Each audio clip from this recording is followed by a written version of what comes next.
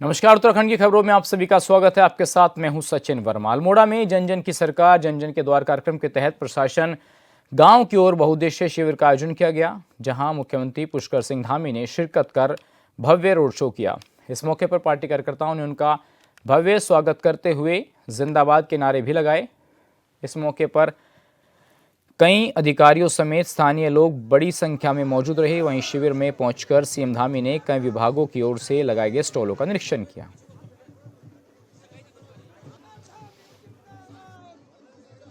हमारी सरकार ने राज्य में सुनियोजित रूप से हो रहे इस लैंड जिहाद पर सख्त कार्रवाई करते हुए मैं आप सबको बताना चाहता हूं कि अभी राज्य के अंदर 10,000 एकड़ से भी अधिक जमीन इन लैंड जिहादियों के पंजे से मुक्त करवाने का काम हमारी सरकार ने किया है।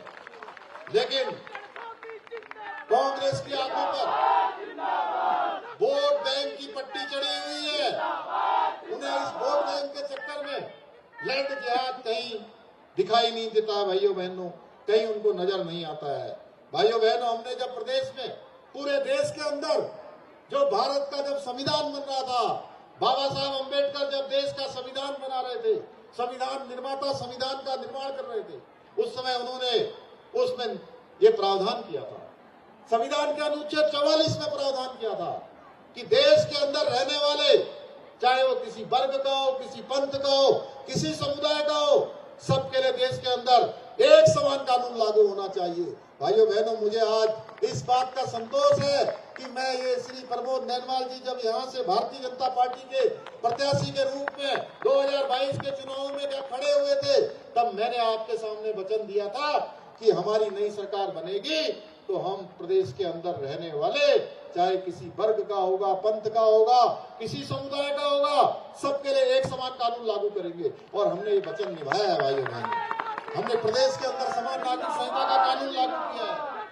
और पूरे देश के लोगों ने, जब हमने यूसीसी का कानून लागू किया, पूरे देश के जो राष्ट्रवादी लोग थे, उन्होंने हमारी सरकार के इस फैसले को, इस ऐतिहासिक निर्णय को खूब सराहने का काम किया।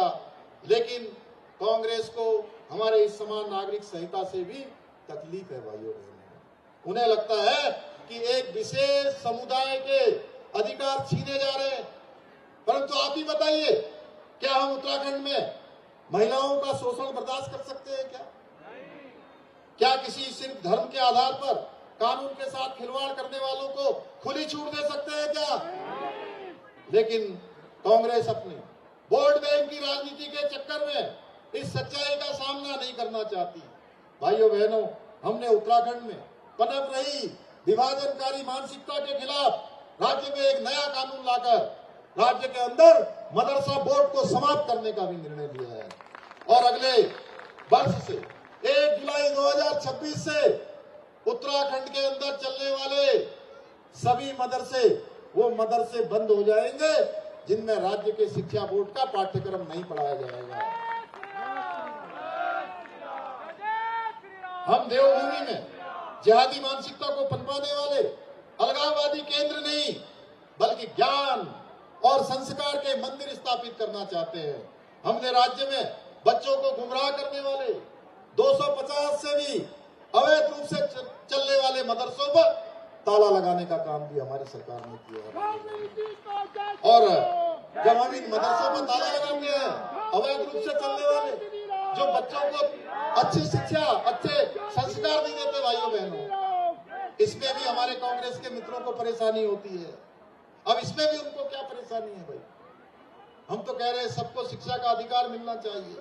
जब हम सनातन धर्म को बदनाम करने वाले, षड्यंत्र करने वालों के विरुद्ध सख्ती से कार्रवाई करते हैं, तो हमारे कांग्रेस के मित्रों का पेट इससे भी दुखता है। भाइयों बहनों, उनके पेट में इससे भी दर्द होने लगता है। भाइयों बहनों, आपको जानकर ये हैरानी होगी कि ऐसे भी कई घुसपैठिए हैं।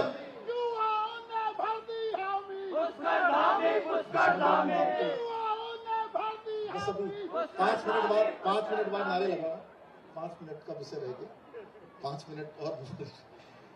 आपको जानकर बड़ी हैरानी होगी भाइयों बहनों कि ऐसे भी घुसपैठिए हैं जो नाम और वेश बदलकर देवभूमि उत्तराखंड की पवित्रता और सनातन परंपराओं को कलुषित करने का काम कर रहे हैं, कलंकित करने का काम कर रहे हैं, छद्म भेष धारण करके लोगों के धर्म के मार्ग में बाधा बनने का काम कर रहे हैं, धार्मिक भावनाओं को आहत करने का काम कर रहे हैं। हमने ऑपरेशन कालनेमी के माध्यम से राज्य में ऐसे पाखंडी और विधर्मियों को गिरफ्तार करने का काम किया।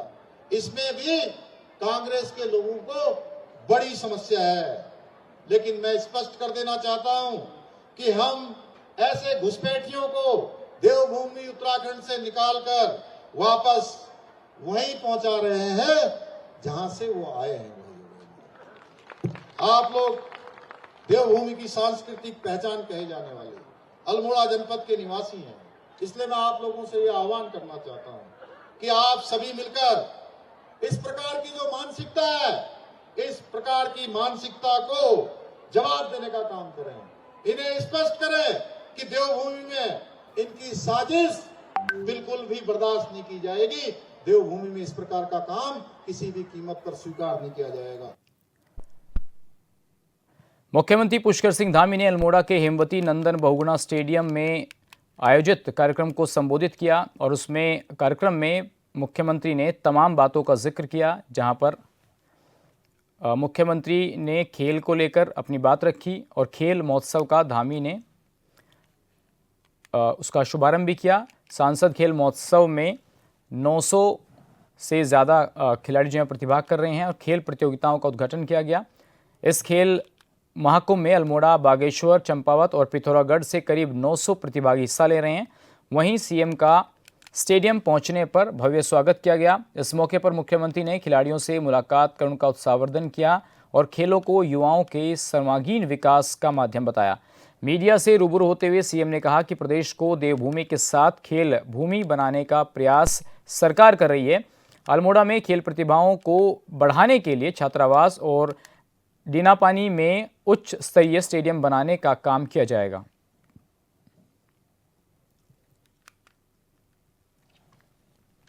प्रधानमंत्री श्री नरेंद्र मोदी जी की प्रेरणा से हमारे अल्मोड़ा पिथौरागढ़ लोकसभा क्षेत्र के लोकप्रिय सांसद और भारत सरकार के मंत्री आदरणीय अजय टमटा जी और पूरी यहाँ की आयोजक टीम ने यहाँ पर सांसद खेल महोत्सव का आयोजन किया है।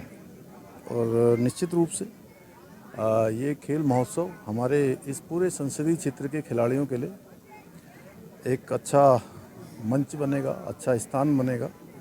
उन सभी को अपनी प्रतिभाओं का प्रदर्शन करने का यहाँ अवसर मिलेगा, उनका उत्साह भी बढ़ेगा और उनको मार्गदर्शन भी मिलेगा। खेलों के क्षेत्र में फिट रहने का जहाँ उनको प्रेरणा मिलेगी, वहीं उनको अनेक प्रकार के संस्कार, अनुशासन, खेल भावना इसके माध्यम से मिलेगी। और हमारी सरकार राज्य में खेल प्रतिभाओं को और खेलों के विकास के लिए खेल इंफ्रास्ट्रक्चर को लगातार बढ़ा रही है।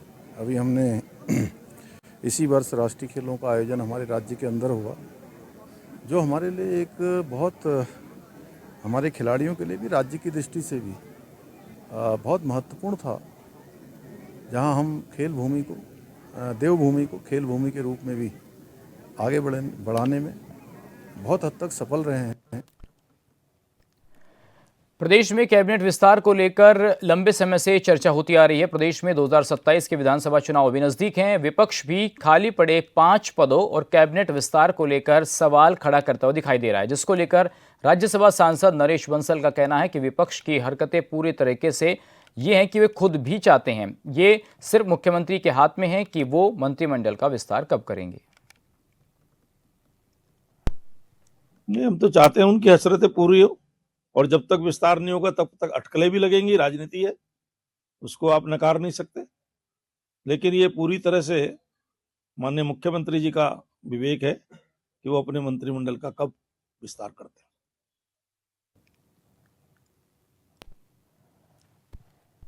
दिल्ली में आयोजित कांग्रेस की रैली में उत्तराखंड समेत अन्य बीजेपी शासित राज्यों में महंगाई, बेरोजगारी और कानून व्यवस्था को लेकर सवाल उठाए गए थे, जिन पर पलटवार करते हुए बीजेपी के प्रदेश महामंत्री कुंदन परिहार ने कहा कि कांग्रेस ने देश के हित में कभी स्पष्ट पक्ष नहीं लिया और न ही जिम्मेदार विपक्ष की भूमिका का निर्वहन किया।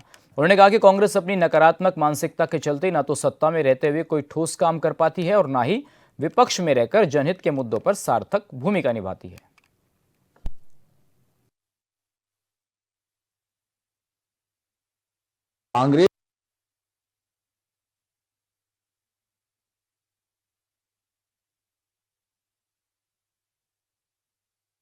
कांग्रेस ने हमेशा ही देश का कभी भी पक्ष नहीं लिया है और न कभी उन्होंने विपक्ष की भूमिका का निर्वहन किया है। कांग्रेस हमेशा अपनी नकारात्मक मानसिकता के कारण से अपने न तो पक्ष का वो फायदा ले पाती है न विपक्ष का फायदा ले पाती है।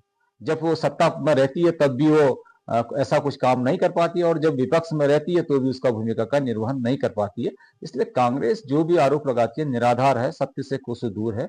कांग्रेस का इस देश से और इस राज्य की जनता से कोई लेना देना नहीं है और राज्य की जनता ने भी कई चुनावों में कांग्रेस को समझा दिया है कि वो कांग्रेस के किसी भी प्रकार के झांसे में नहीं आने वाले हैं। भारतीय जनता पार्टी के सभी राज्य एक सुशासन की ओर बढ़ रहे हैं और आज माननीय प्रधानमंत्री जी के नेतृत्व में सभी राज्य जहां जहां भारतीय जनता पार्टी और हमारी गठबंधन की सरकार है एक सुशासन को आगे लेकर के चल रहे हैं और मैं समझता हूं कि जो संतुलित विकास की अवधारणा है, जो अंत्योदय का हमारा लक्ष्य है, उस लक्ष्य को पूर्ति करने के लिए भारतीय जनता पार्टी की सरकार काम कर रही है।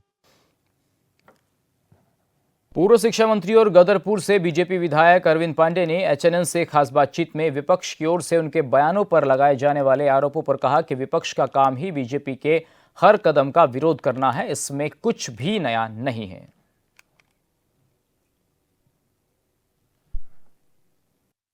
हमारे साथ बातचीत करने के लिए भाजपा विधायक अरविंद पांडे जी उनसे बातचीत करेंगे। सर बहुत बहुत स्वागत है आपका चैनल पर। धन्यवाद। सर अक्सर कर जब भी आप बयान देते हैं तो उसको लेकर जो है विपक्ष निशाना साधता है कि पार्टी लाइन से बाहर है और अपनी ही सरकार पर सवाल उठाए जा रहे हैं। आप किस तरह से देखते हैं? देखिए, जो विपक्ष के लोग हैं वो विपक्ष की भूमिका में है। तो देश में या प्रदेश में जो भी बीजेपी करेगी या बीजेपी का विधायक या बीजेपी का नेता बोलेगा करेगा तो विपक्ष ने ठीक इसके उल्टा बोलना है, ये उनकी जिम्मेवारी है। तो उस पर कोई टिप्पणी करना वो हमारे लिए ठीक नहीं है। सर पहाड़ी इलाकों में गुलदार के हमले लगातार देखने को मिल रहे हैं, भालू के हमले हो रहे हैं। आपके इलाके में किस तरह की स्थिति बनी हुई है? जब जंगलों में जो गुलदार का मकान है, गुलदार का घर है, जब वहाँ तक हम ही पहुँच जाएंगे तो किसी के घर में हम घुसेंगे तो जो घर में रहने वाला है उसको दिक्कत तो होगी होगी। जब हम जंगली जानवरों के जंगल में घुस चुके हैं, मानव घुस चुका है, तो निश्चित ही उनका भी पलायन होगा। इसी नाते आबादी में जंगली जानवरों का उत्पाद ज़्यादा हो रहा है। आज ही मुझे भी अभी सूचना आई है, मैं जहाँ रहता हूँ, जहाँ मेरा मकान है, वहाँ से ठीक 200 मीटर की दूरी पे एक गुलदार अपनी पूरी फैमिली के साथ वहाँ मटर के खेतों में घूम रहा है। तो मैंने अभी वहाँ के डीएफओ को, रुद्रपुर के डीएफओ को फ़ोन भी मैंने किया है, वहाँ टीम अभी जाने वाली है।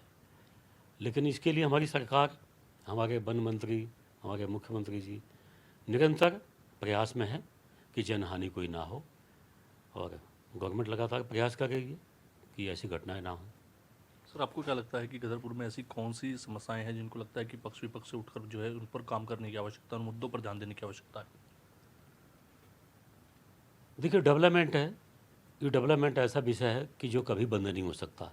ये निरंतर चलने वाला काम है और हमारी सरकार जब से बनी है, डबल इंजन की गवर्नमेंट बनी है, जनहित में अनेक काम हुए हैं जिससे जनता का हित हुआ है। लेकिन इसके बावजूद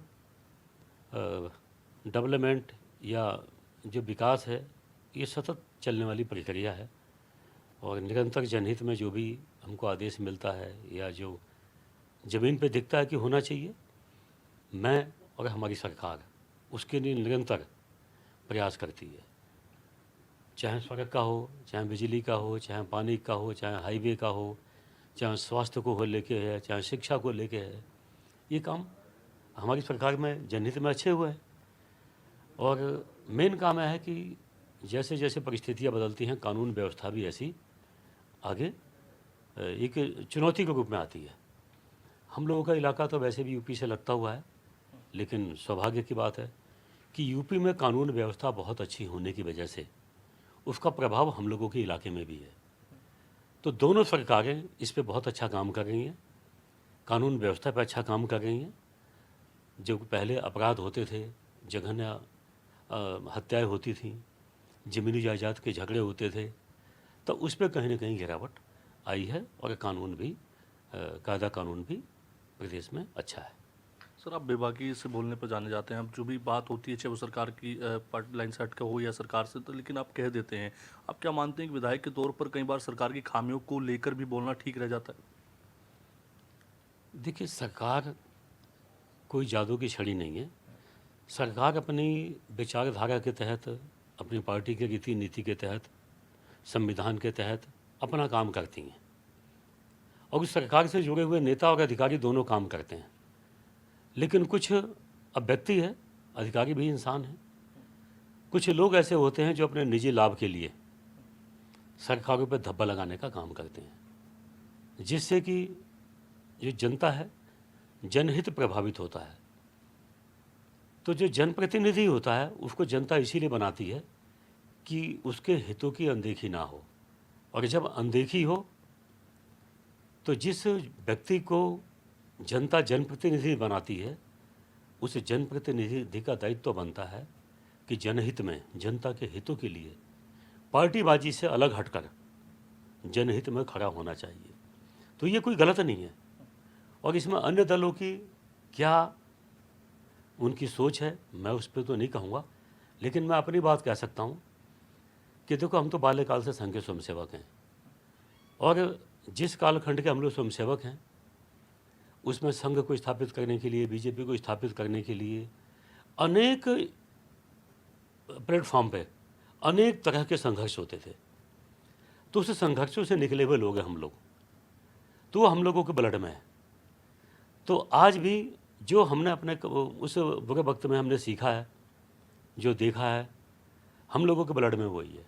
तो आज भी कोई जनता के खिलाफ कोई बात आती है तो खड़ा होना हम लोगों के स्वभाव में है। तो जो हम लोगों ने अपने ट्रेनिंग के टाइम में सीखा है, देखो आज भी हम लोगों के मन में वही है, उससे हम अलग कहाँ चले जाएंगे।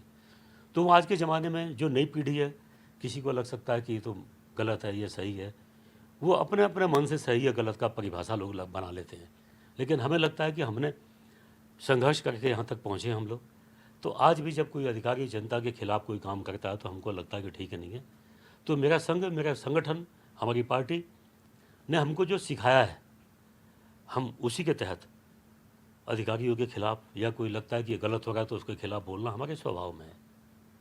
वो हमारी पार्टी के नेता, हमारे पार्टी के लोग इस बात को जानते हैं। धन्यवाद सर अपना कीमती समय देने के। तो आप सुन रहे थे भाजपा विधायक अरविंद पांडे जी को, जिन्होंने तमाम विषयों पर अपनी राय रखी है। कैमरा पर्सन हिजबट के साथ में योगेश आर्य, एचएन 24/7 देहरादून।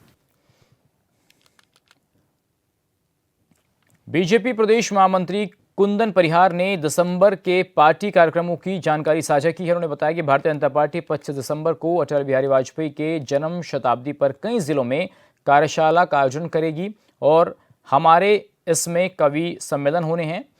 हमारे जो महापुरुष हैं, उनके स्मारक हैं, उनकी स्वच्छता का कार्यक्रम भी होना है। भारतीय जनता पार्टी का जो संगठन है हमेशा सक्रिय और गतिशील रहता है। इसी कारण से हमारे, चाहे वो केंद्र के कार्यक्रम हो, चाहे वो हमारे उत्तराखंड राज्य के भारतीय जनता पार्टी के संगठनात्मक कार्यक्रम हो, उन कार्यक्रमों के माध्यम से कार्यकर्ताओं को सक्रिय और गतिशील बनाना हमेशा हमारा प्रयास रहता है।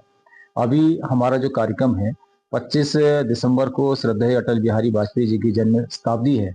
इस जन्म शताब्दी के कार्यक्रम में हमारी जिलों की कार्यशालाएं होनी है और हमारे इसमें कवि सम्मेलन होने हैं। हमारे जो महापुरुष हैं, उनके स्मारक हैं, उनकी स्वच्छता का कार्यक्रम होना है। 24 दिसंबर को दीपोत्सव का कार्यक्रम होना है और इसके साथ साथ 26 दिसंबर को वीर बाल दिवस का कार्यक्रम भी हम लोग मनाने जा रहे हैं। देश के प्रधानमंत्री श्री नरेंद्र मोदी जी ने गुरु गोविंद सिंह के जो पुत्र जोरावर सिंह और फतेह सिंह, उनकी शहादत को वीर बाल दिवस के रूप में मनाने का एक प्रशंसनीय कार्य किया है। और क्योंकि उन्होंने अपने समाज धर्म के लिए अपने प्राणों की आहुति दी थी, इस कारण से हम लोग उनके शहादत को वीर बाल दिवस के रूप में मनाते हैं। इस कार्यक्रम को भी भारतीय जनता पार्टी कर रही है। गोवा के एक रिजोर्ट में बीते दिनों हुई भीषण अग्निकांड ने पूरे देश को झकझोर कर रख दिया है। इस दर्दनाक हादसे में 25 लोगों की मौत हो गई थी, जिनमें उत्तराखंड पौड़ी गढ़वाल के 9 लोग शामिल थे। इनमें से 4 लोग उसी रिजोर्ट में कार्यरत थे। इन्हीं में से एक व्यक्ति छानी गांव का निवासी था, जिसकी असमय मौत से उसके परिवार के सामने गहरा आर्थिक संकट खड़ा हो गया। इसी के चलते परिजनों से मिलने के लिए कांग्रेस प्रदेश अध्यक्ष गणेश गोदियाल छानी गांव पहुंचे, जहां उन्होंने परिवार को हर संभव मदद का भरोसा दिलाया। गोवा के एक रिजॉर्ट में हुए अग्निकांड में 25 लोगों की जानें गई। उसमें से 9 लोग उत्तराखंड से थे।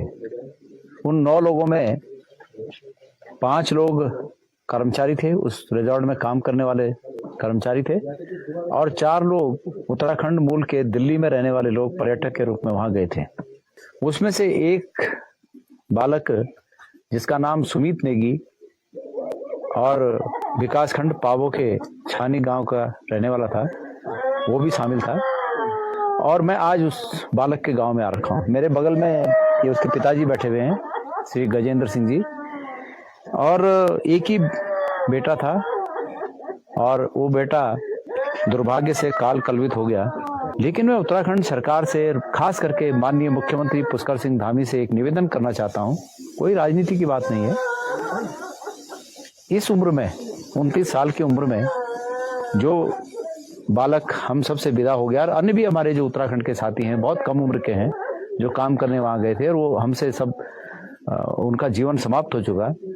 उनके घरों में, उन तमाम लोगों के घरों में, जैसे मैं यहाँ पर सुमित के घर में देख रहा हूँ, उसके वृद्ध पिता के आंखों में आंसू देख रहा हूँ, उसकी माता का विलाप देख रहा हूँ, पत्नी का विलाप देख रहा हूँ। तो ऐसे ही पूरे सभी घरों के चिराग बुझे हैं, उन सब घरों का भी यही हाल हो। बाजपुर ब्लॉक के न्याय पंचायत बरहेनी में एक बहुउद्देशीय शिविर का आयोजन किया गया, जिसमें कई विभागों के स्टॉल लगाए गए थे। लेकिन कार्यक्रम को लेकर आरोप लगा कि आधार कार्ड अपडेट को लेकर लोगों को परेशानी का सामना करना पड़ा है। आरोप है कि शिविर में सुबह से ही एक आधार अपडेट करने के लिए आई 2 में से एक मशीन नहीं चली, जिसमें लोगों को काफी परेशानियों का सामना करना पड़ा। मंत्री महोदय की दूरदर्शिता और जन जन की सरकार जन जन के द्वार पहुँचे, उसके आधार पर ये आज बरहनी न्याय पंचायत में ये कार्यक्रम आयोजित किया गया है, जिसमें सभी विभागों ने प्रतिभाग किया है। लगभग 23 से अधिक विभाग यहाँ पर अपने अपने विभाग की जन कल्याणकारी योजनाएं लेकर उपस्थित हैं। और जैसा कि अभी विगत कुछ दिनों से बहुत चल रहा था कि आधार कार्ड लोगों के नहीं बन पा रहे थे, तो इस कैंप में हमने 4 आधार कार्ड की मशीनें लगाई हैं, जिससे कि लोगों की जो वर्तमान में समस्या अभी आ रही थी उसका निराकरण हो सके।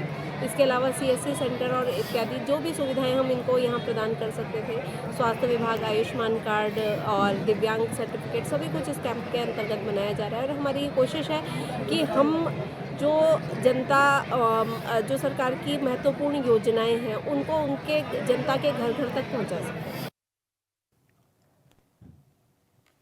चमोली में भालू का आतंक थमने का नाम नहीं ले रहा है। ताज़ा मामला पोखरी ब्लॉक के हरिशंकर का है, जहां उच्चतर माध्यमिक विद्यालय में भालू एक बच्चे को विद्यालय प्रांगण से उठाकर दूर झाड़ी में ले गया। इस दौरान भालू ने बच्चे पर नाखूनों से हमला कर दिया। वहीं बच्चे को बचाने के लिए अन्य छात्रों और शिक्षकों ने हिम्मत जुटाई और भालू को मौके से भगा दिया।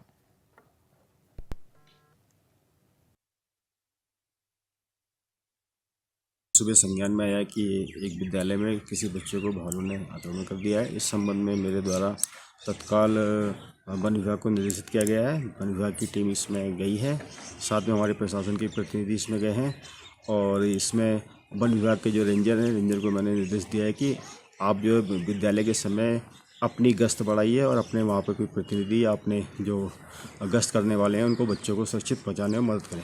हमारी टीम द्वारा लगातार स्कूल के बच्चों को भी स्पॉट किया जा रहा है और गश्त की जा रही है।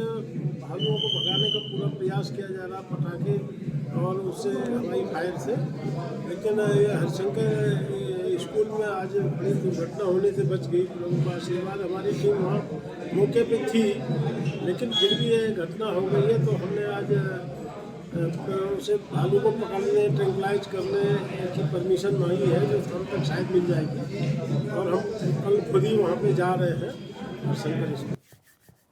और चलिए फिलहाल उत्तराखंड की खबरों में मेरे साथ बस इतना ही। बाकी खबरों के लिए आप बने रहिए चैनल न्यूज़ के साथ। नमस्कार।